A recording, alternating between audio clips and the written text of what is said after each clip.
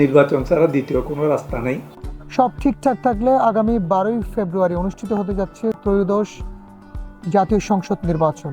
এই নির্বাচনকে কেন্দ্র করে শুধু টক শোতে আলোচনা চলছে না, গ্রামের টং দোকান থেকে শুরু করে ভিভিআইপির ড্রয়িং রুম পর্যন্ত চলছে নির্বাচনী আলোচনা। আজ আমরা এসছি কক্সবাজারের 1 নম্বর ওয়ার্ডের পশ্চিম কুতুবদিয়া পাড়ায়। দেখতে পাচ্ছেন এখানে যে চায়ের দোকানটি রয়েছে, এখানে বেশ কিছু স্থানীয় লোকজন রয়েছে। আমরা তাদের সাথে কথা বলবো, জানতে চাইবো আসন্ন নির্বাচন নিয়ে তারা কি ভাবছেন, তাদের কি প্রত্যাশা, কি চিন্তা ভাবনা। সুস্থ ভোট চাই, আল্লাহ মতো সুস্থ ভোট চাই, শান্তিভাবে ভোট চাই। ইন্টারিম গভর্নমেন্ট এই সরকারের পক্ষে সব কিছু সেভাবে সামাল দেওয়া সম্ভব নয়। নির্বাচনের পরবর্তী যদি একটি জাতীয় সরকার বা একটি সরকার প্রতিষ্ঠিত হয়, জনগণের সরকার প্রতিষ্ঠিত হয়, তারা অবশ্যই জনগণের কথা ভাববেন। আমার এলাকার যে প্রধান সমস্যা ছেদাতঙ্ক এবং আমাদের স্থায়ী বসবাসের বিষয়ে অবশ্যই আশা করব আমরা এমন নেতাকে নেতৃত্বে আনতে চাই, এমন নেতাকে ভোট দিতে চাই যিনি আমাদেরকে এখানে এই সমস্যাটা সমাধান করবে।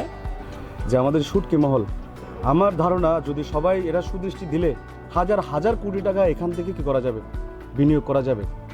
আর গণভোটের বিষয়টা আমি ভোটটাকেই পছন্দ করব, কারণ বাংলাদেশে সংস্কার আসা দরকার।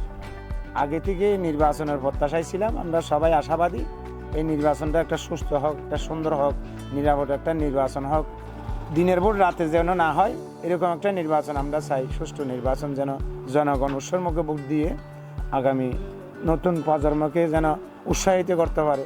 আমরা আশা করি ইনশাল্লাহ আগামী 12 তারিখে নির্বাচন অনুষ্ঠিত হবে। তবে দেশে যে কিছুটা এই আইন শৃঙ্খলার অবনতি হচ্ছে, এগুলো যাতে আরও আইন শৃঙ্খলার অবনতি না হয়, দ্রব্যমূল্যের ঊর্ধ্বগতি রোধ করবে, উন্নয়নশীল উন্নয়ন করতে পারে এমন একটি রাজনৈতিক দল ক্ষমতায় আসুক। আমরা সেরকম একটা দল দেখে, মানুষ দেখে আমরা নির্বাচনে ভোট দেবো ইনশাল্লাহ। সুষ্ঠু নির্বাচন চাই, শান্তি হবে।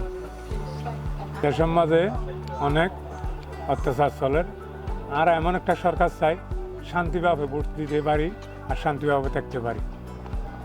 কোনো জামিলা ছাড়া আমরা ভোট চাই, মানে আর গরগুন্যা মানুষ শান্তি থাকে, শান্তি তাই মানে আমরা কি চাই, গো আল্লাহ আর সরকার মিলাই দল্লা বলে আমরা মানে চাই।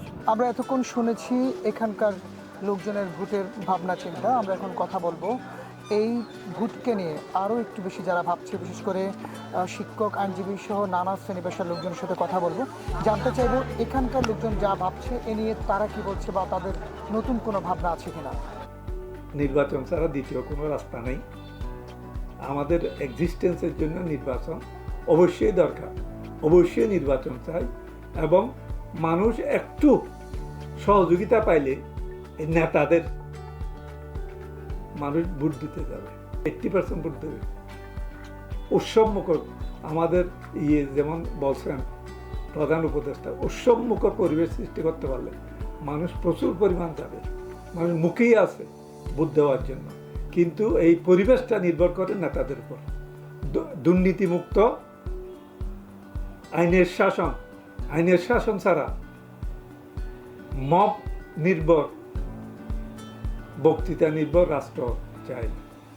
সকলেরই প্রত্যাশা সুষ্ঠু সুন্দর একটি নির্বাচন, যে নির্বাচনের মধ্যে দিয়ে বিনির্মিত হবে আগামীর নিরাপদ সুন্দর বাংলাদেশ। ওমর ফারুক হিরু, CCN, কক্সবাজার।